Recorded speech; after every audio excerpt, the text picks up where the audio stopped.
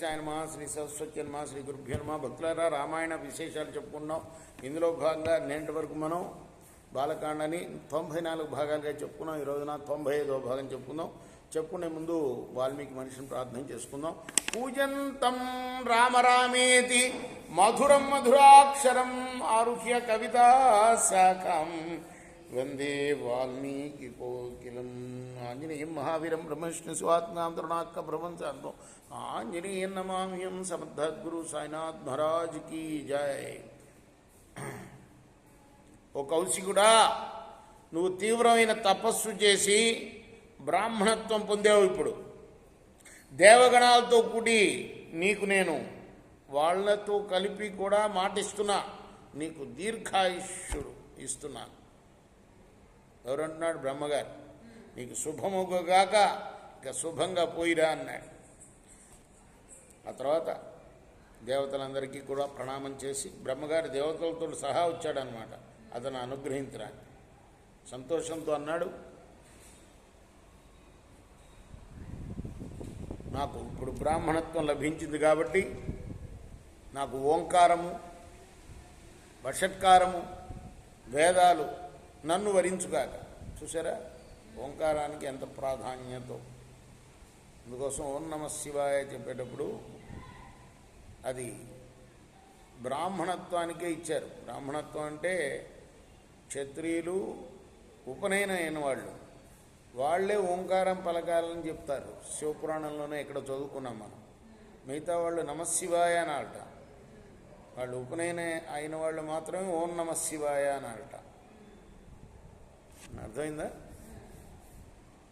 అది ఇప్పుడు చెప్తున్నాడు కదా ఆయన. ఏమన్నా నాకు ఓంకారము, వేదాలు నన్ను వరించుగాక. దేవతలారా,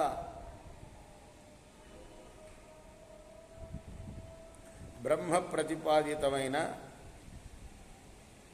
ఋగ్, యజు, సామ వేదాలు 3 వేదత్రయీ ప్రానంద అని చెప్తుంది బ్రహ్మ. మన దీనిలో ఏది మన గీత చదివిన తర్వాత, పారాయణం చేసిన తర్వాత పురాణంలో ఒక శ్లోకం చదువుతాం కదా, వేదత్రయీ ప్రానంద తత్వార్థ జ్ఞానమంజస అని. 3 వేదాలు, చతుర్వేదాలు అంటారు కానీ అది కరెక్ట్ కాదు. 4వ వేదం ఈ వేదాల్లో ఉన్న విషయాలనే చెప్తుంది. అది అధర్వణం.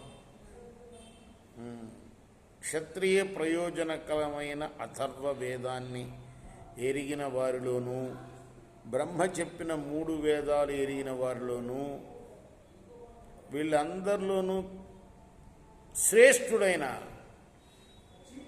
బ్రహ్మపుత్రుడైన వశిష్ఠుడు కూడా నన్ను బ్రహ్మర్షి అని పలుకుగాక. బ్రహ్మగారే కాదు, బ్రహ్మ కొడుకైన వశిష్ఠుడు కూడా నన్ను బ్రహ్మర్షి అనాలి. ఇప్పుడు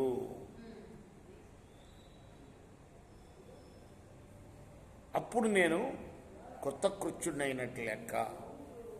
ఆ తర్వాత వశిష్ఠుడు కూడా దేవతల ప్రార్థనలు చేసిన పిమ్మట దేవతలను ప్రార్థించారు. దేవతలందరూ వశిష్ఠుడిని ఏమని? విశ్వామిత్రుడితోటి చెలిమి చేయమని. ఆ తర్వాత ఆయన కూడా అంగీకరించాడు. దేవతలు బ్రహ్మ అంగీకరించినట్లే బ్రహ్మగారు అంగీకరించినట్టే బ్రహ్మపుత్రుడైన వశిష్ఠుడు కూడా విశ్వామిత్రుడిని బ్రహ్మర్షి అని అంగీకరించాడు. ఎప్పుడు? దేవతలందరూ ప్రార్థన చేసిన తర్వాత ఆయన్ని.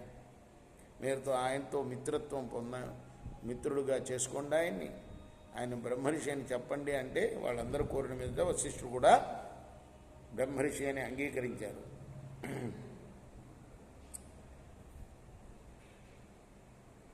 ఆ తర్వాత రామ, ఈ విధంగా ఆ మహాత్ముని చేత బ్రహ్మర్షత్వం కూడా సంపాదించబడింది. ఆ మహర్షి విశ్వామిత్ర మహర్షి బ్రహ్మత్వాన్ని పొందాడయ్యా. ఆయనంటే మహానుభావుడు, శ్రేష్ఠుడు, మూర్తిభవించిన తపస్సు ఆయన, సదా ధర్మతత్పరుడు, తేజస్శాలి కూడాను. ఇలా పలికి శతానందుడు ఇంత ఎన్ని రోజుల నుంచి చెప్పుకున్నాం. శతానికుడు శతానందుడు ఎవరైనా గౌతమ మహర్షి కొడుకు. ఆయన ఎవరు? ప్రస్తుతం ఎక్కడున్నాడు? జనకుడు పురోహితుడిగా ఉన్నాడు. ఎందుకు చెప్తున్నాడు ఇదంతా?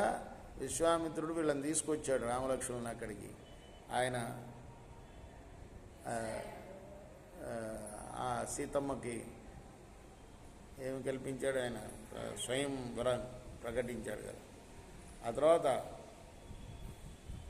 రామలక్ష్మణులు శతానందుని మాటలు అన్నీ విన్న తర్వాత ఒక్కసారిగా అంజలి ఘటించారు విశ్వామిత్రుడికి. ధార్మికుడు అయిన విశ్వామిత్రుడా,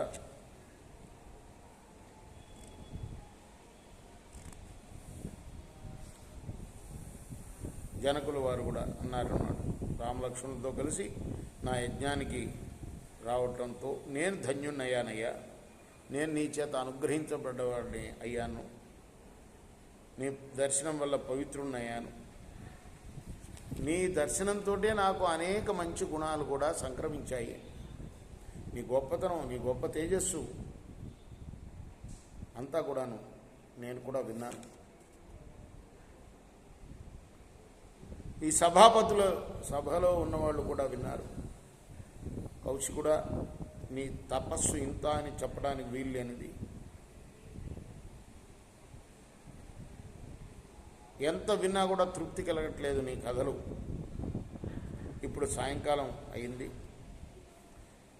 సంధ్యా సమయంలో అనుసరించవలసిన కర్తవ్యాలు ఉన్నాయి. కాబట్టి మాకు అనుజ్ఞ ఇవ్వండి అని అన్నాడు. జనకుడు మరి ఆ తర్వాత వెళ్ళిపోయాడు.